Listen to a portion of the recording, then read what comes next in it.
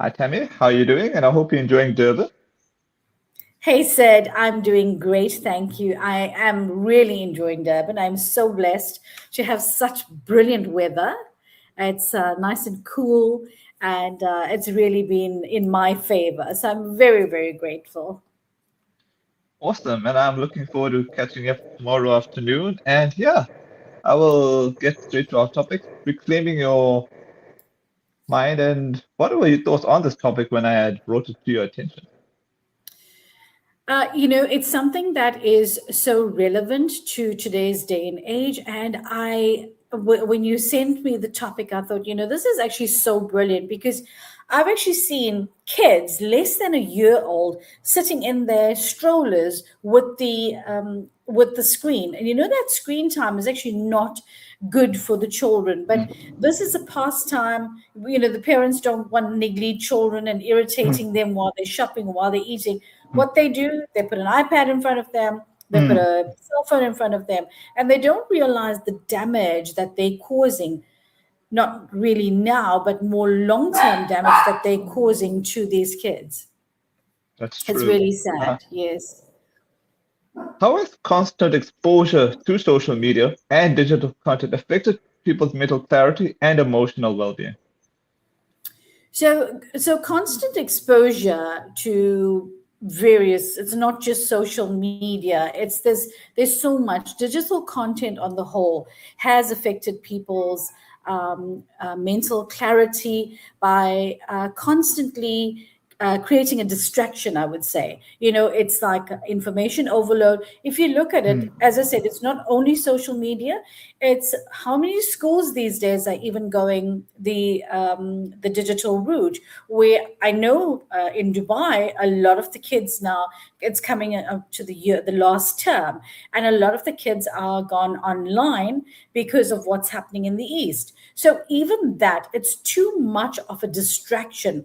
It's information overload, it's shorter attention spans, and many people struggle to focus.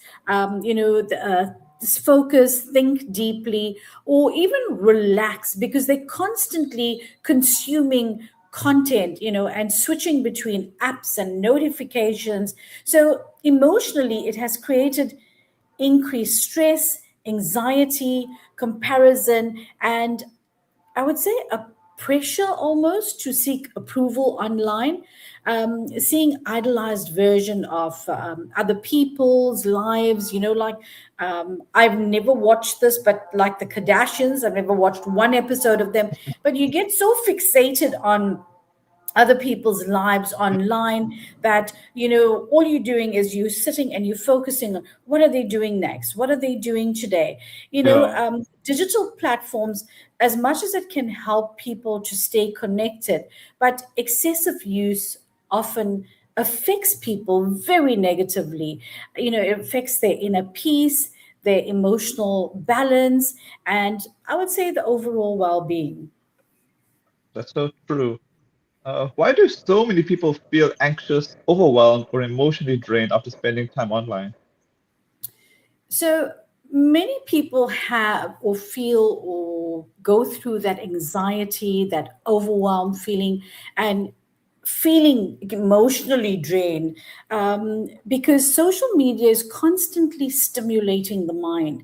It's information, it's opinions, and as I said, Hmm. it's like you're fixated on other people's lives, it's news, it's you constantly comparing yourself.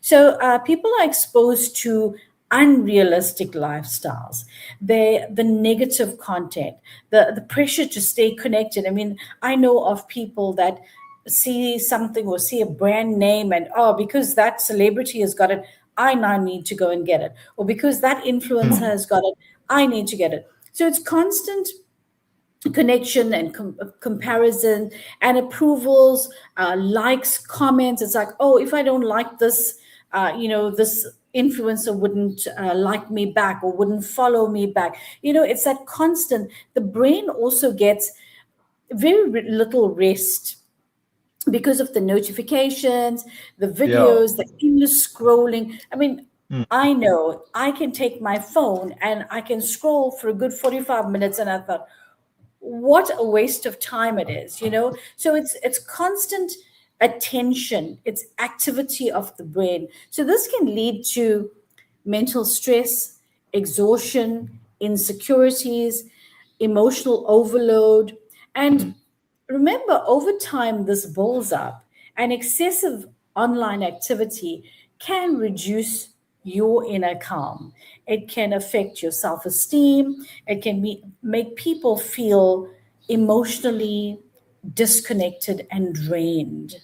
I know I was watching something on my phone because normally at home I've got like two or three screens, and I've got the big screen. So I needed to go through. I was editing actually, and I was doing it on a small screen. And after a little while, my eyes were actually hazy. I looked away oh, and I kept blinking because I felt like it was like a film in my eyes. But because of mm, concentrating so much, it yeah. actually affected my vision. So imagine if you're doing that to a little child, popping the screen in front of them all the Mm, time, what damage it is doing to their little eyes. yeah, that's so true. But when you mention about emotional side, you meaning that they become antisocial and all that sort of stuff, isn't it? Absolutely, absolutely. You get people online that are confident behind the screen because they're not physically in front of a person. But take that child out to a social gathering, and this child does not know what to do. I Mm, have got family that I've seen in the same activities where in front of the screen they are so active, they are giving their information, they're giving their feedback, they're giving their likes and their comments. Soon mm, as you take them out, they can't even articulate themselves properly, even greeting people. They become so they become like a hermit where and so many people, I mean, I do lives every day, and so many yeah. people come on, and yes, they will comment and so forth. But as soon as you ask them to even come on to show, like to show their face and stuff, no way. They are camera shy, there's stage fright, there's so much, they have those insecurities, and it's something so bad. Back in my day, we used to have things like speech and drama, and doing your speeches, getting up there and talking, getting you out of that stage fright. Kids these days, all they want to do is sit behind that screen and focus on that. So it's very, very Yeah, bad. that's true. How does comparison culture on social media impact self-worth, confidence, and identity? So I would say by constantly measuring yourself against other people, against unrealistic lives, against edited versions of other people's lives, people may begin to feel that they're not successful, they're not attractive, they're not wealthy, or they're not happy enough. Because honestly, if you look at it, I'm an actress, I do adverts, but sometimes there was one advert that I did, we did 104 takes on one Wow. advert. So it's giving you the absolute perfect version of the role. But if you look in reality, if you go for the raw content, it's something so different to what the edited version is. So people start thinking, oh, that is the perfect life. That is where I want to strive to be. And the constant comparison lowers self esteem, creates that insecurity, and makes individuals seek that validation through, oh, how many likes have I got? How many followers have I got? It's constant approval from others. And over time, many people start shaping their identity around online acceptance instead of their true values, their true personalities. And I've seen it as well where some celebrity followed a person, and it was, wow, this celebrity. You don't even know if that is a fake account, But that, because it was a celebrity, they said, "Oh wow!" And it's, it blew up on social media, on every page. But what is the validation behind it? Is there a validation behind it? This is why I say people get so caught up in this, leading that false life. All right, there's a question for you here from Jitin Rishika. Hi, Tammy. We live in a world of challenges where people have become competitive amongst themselves. My way of dealing with such as confinement, self-reflection, detox like yoga, healthy lifestyle. Thank you, Weshjitan, for the comment. Yes, there's a lot of things that you can do for a digital detox. So I know I've seen a little. What I did a course recently, and they actually have a little pouch, a like a material pouch. It's all designed like a bed, and it's got a little pillow. So the mother, she actually takes all the cell phones, the two kids' cell phones, the husband and hers. She places it on the kitchen counter, and she puts it into these pockets. And she says the phones are going to bed, just like we're going to bed. So it's not having the phone next to your bedside. What do? The first thing we open our eyes, we reach for our phones, our alarms on our phones. Everything evolves around our phones. We need to have that. On Sunday, as I mentioned to you, I did my first fire walking, mind over matter. I did not have my phone with me. It was a digital detox. So I didn't constantly check my phone, or I knew I didn't, I was concentrating on what I needed to do. And I walked through that fire. I walked on those burning embers with absolute confidence. I did not run because I knew I had one track mind, one focus. Other ways of doing a digital detox, I know there's places in Nepal, in Kashmiri, they actually do the silent retreat where you go and you do these meditations in the Alps.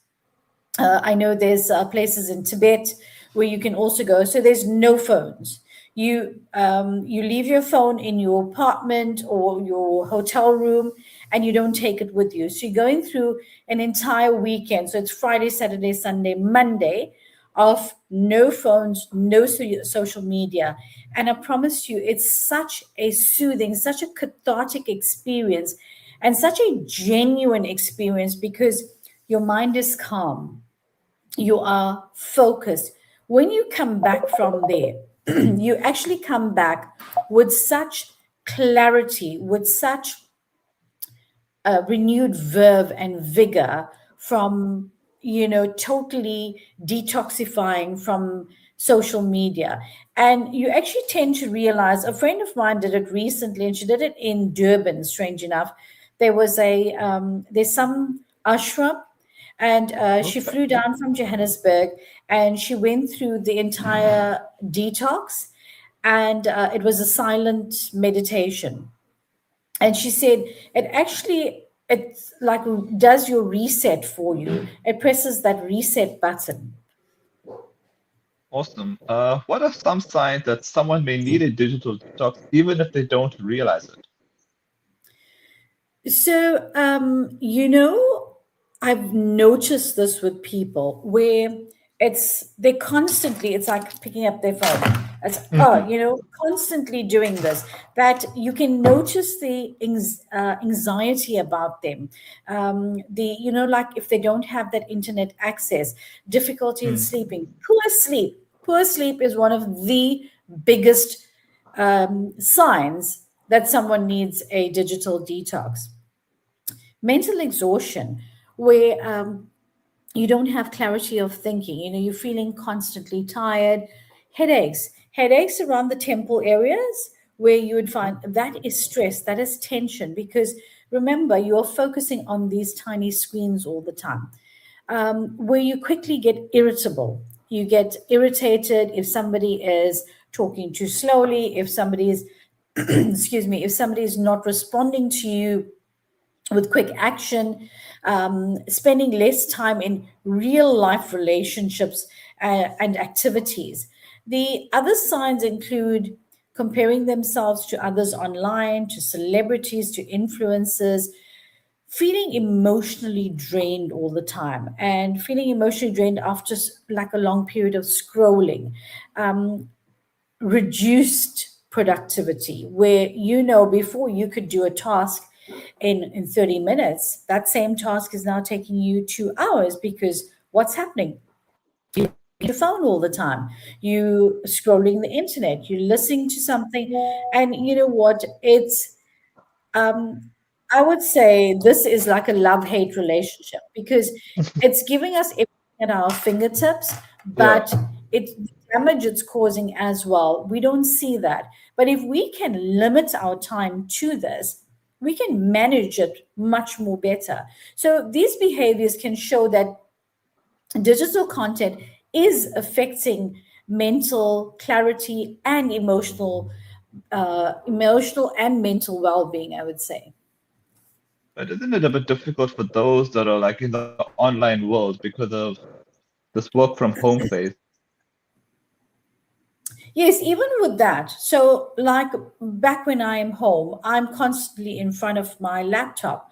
I've got a timer on my phone on every hour. Every hour I get up and I do because your calf is, they say it's like your next heart. I do 10 leg lifts and I do 10 squats just to get that blood flowing again. Back in Dubai, I would actually do a handstand. I would do a handstand against the wall, so my head is down, and just to get different, just to get Yeah. like energy pumping into you again. And you would notice how you come back to your desk and the clarity, and you would notice that you would actually do your task in a much shorter, quicker way than you would normally do because you need that. The other Mm. area is the lower the cranium. You would find that intense pain here because remember we are bending our heads down here, and Yeah. you would find the the backbone. I've seen so many people actually got the hump on the backbone because what are you doing? You're constantly lifting your head. So one of the Yeah. exercises for that is you pick your hands. You actually stand against the wall and you pick your hands up so your elbows are touching the wall. You're facing the wall. If you can stand like that for at least 5 minutes, just to remove that hum. I know I tell some of my clients that's the exercise that you do. I do it even if I'm sitting in front of the TV, which I very rarely do. But if I'm sitting and if I don't need to use my hands, that's what I do. I pick my hands up so my head is upright. So there are activities, there's exercises that you can do to overcome certain ailments, certain stuff, stresses from social media, over scrolling, etc.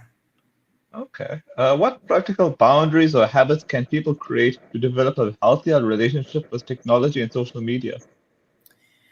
So, practical boundaries, I would say limiting screen time is a big thing. Taking regular breaks from devices, like I mentioned just now. Set, you've got your phone, you've got yes, it's next to you all the time. Set reminders on there. Even if you're in a call center, people say, no, I can't leave my desk, I'm working. Mm. It's fine. Nothing stops you from standing up, doing your leg lifts, doing your squats, 10 of it. Do it if you're in a call center job where you cannot leave your desk. Nothing stops you from picking up your legs, touching the Mm. wall. Even if you're not around the wall, you go touching a wall just to get some sort of exercise in, some sort of movement in. Movement is so, so important.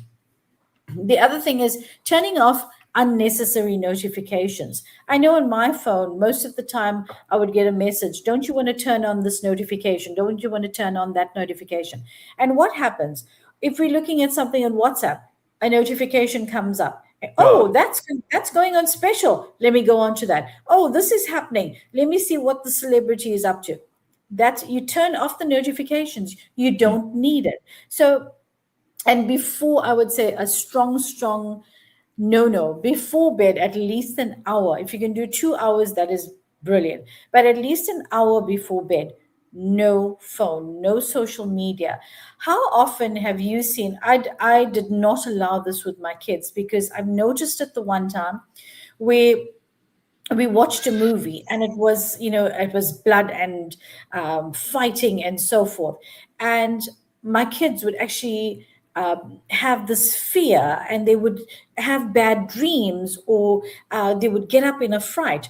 So ever since that episode, I do not like those action and fighting and blood. Yeah. So before bed, there was no such movies. I would monitor them. And maybe this is something we could do for next week, is conscious Oh, parenting. Are okay. you conscious of what your children are watching? Are you conscious of what your children are listening to you? Do you have access to your children's phone? If a child is under 10 and you don't know what they're scrolling on, I promise you, you're heading for disaster. Pick up healthy habits, like include spending time in real life activities, practicing mindful hobbies, focusing on device-free moments during meals, during family time, unfollowing negative or toxic accounts. I know there's some weird accounts out there, and there's I think it's uh, fans only, or only fans, or whatever it is, where there's actually exposure, exposure, nudity. And do you know what your kids are watching? I've never seen these accounts. I don't know how to get onto them, but I've heard that there are such accounts where it's fans only, or only fans, and there are such things. I was horrified when I did a live last week on one of my readings, and there was a 13-year-old girl that came on, because TikTok tells you strictly that you got to be 18 years and over. So I started asking people to put their name and their age. And she put her name and she put her age, 13. And she said, "Do you think so and so will still go out with me knowing that I terminated the pregnancy?" I was horrified when I saw this. At 13, she's still a baby. This is why I say, do parents actually Yeah. know what's going on in their children's lives? It is such a sad dysfunction that, or disjoint, that the parents think, oh, the child is in their room, they're studying, they're reading. Go and check up, go and be inquisitive. That is still your child. You are still their parents. And eyes are focused on you as to how you are bringing that child up. Um, Coming back to the question, during mealtime, focus on things, and don't ask your child, how was school? You're going to get fine. Good. You ask, what in particular interested you in school today? Don't ask a closed end questions, where you're going to get a yes no answer. Say, which subject did you quite enjoy the most today? Or which subject or which teacher stood out for you today? Ask, something elaborative where the child has to speak to you. Become conscious about that. And, we've got social media. You can Google these questions and find out. There's so much of activities. Something that I used to play with my kids. There was no screen time. There was no digital, nothing digital. We would play names, places, cars. So it was general knowledge, Yeah. So we'd put all the alphabets on the page, and we'll close our eyes and we'll choose that. So we had columns, and it gets you thinking. It gets you, so you're not just thinking, you're writing as well. So many kids these days don't even know. I know when I was in school, we had creative writing where we would learn the cursive font, we would learn the different fonts, and we had to do some writing. We would do a word or some squiggly. We would do doodles. It's practicing your writing. There's so many kids out there that can't even write properly. So I would say the next subject should be conscious parenting. Definitely. I look forward to sending you the questions on that. So Yeah. finally, how can disconnecting from the digital world help someone reconnect with themselves, their purpose, and real life relationships? So I would say that spend spend more time with yourself, focusing on your inner self. And when I say that, I mean go into a meditative state. I use something called Insight Timer. An Mhm. app on the phone that gives you all your meditations. I'm not holding the phone is on the side, but I play it. It's a guided meditation. The big thing I would say is slow down and reflect and become more aware of your thoughts, become more aware of your emotions and your personal goals. If you look at 5 years ago, you would probably achieve your goals at a much faster pace. When you are focused on the digital stuff, your goals have slackened, your goals have taken a back seat. Look at this. Look at yourself without constant distractions and constant comparisons, and focus more clearly on your values, your purpose, your inner well being. I do go onto certain sites, but I listen to my Vedanta studies. I listen to ebooks. I listen to lectures, philosophers from the Vedantic Institute going through these things. I'm not physically holding my phone, I'm not looking at it. I want to give you a quick a story. My nephew, my sister-in-law used to travel the world, and she used to bring my nephew every kind of little gadget you could think of. So he would swap from one thing to the next, to the next, to the next. So he had one of those. I forget what it's called. I think it was the iPod.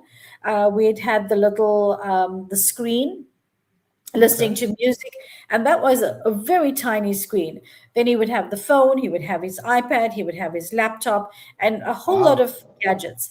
And the one time he had these severe headaches, like screaming in excruciating pain, and they rushed him into hospital. And the doctor, the physician, said, take all these devices and put it away, because that resolution for the Yeah. children is not good for them. And you would find there's so many children out there that suffer with encephalitis, which is actually the swelling of the brain. And it's too much for them to handle. So you would Oh, find that you have these issues. If you go into hospitals, you may not even have heard of them. But if you go into hospitals, you see these little kids in there. You wonder, what are they in there for? And you'll find it's most often, most common, related to overstimulation, mm, overstimulation to social media, to digital devices, to being online, those sort of things. And you would find there's research as well. Kids are Googling the most weird, the most odd things. And you find kids cannot handle the peer pressure, they cannot handle the emotional pressure. And the suicidal rate has increased dramatically because of that.